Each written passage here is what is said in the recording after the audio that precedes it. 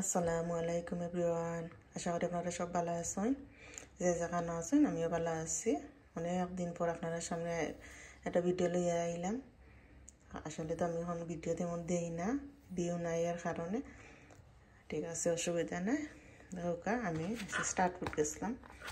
তো ইনা একটা গরুর মাংস 200 গ্রাম, একটা পিস মাত্র 200 গ্রামও।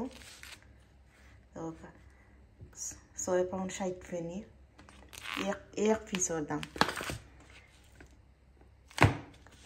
তো খানকু মানাইয়া ডিনার খাইলাম। আর আমার হাজবেন্ডের লাগিয়া গোয়াল মাছ বুনছি। আর বাচ্চা নিতেও তা খাইলে বা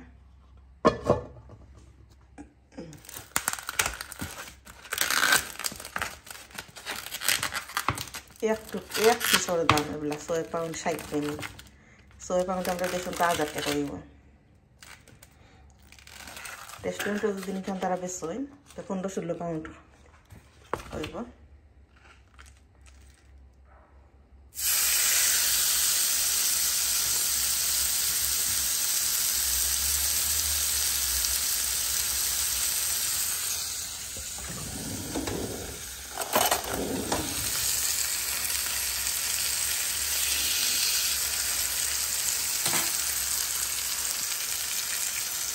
আপনারা সবাই আমার ভিডিও দেখবা, ভালো লাগলে লাইক কমেন্ট শেয়ার করবা।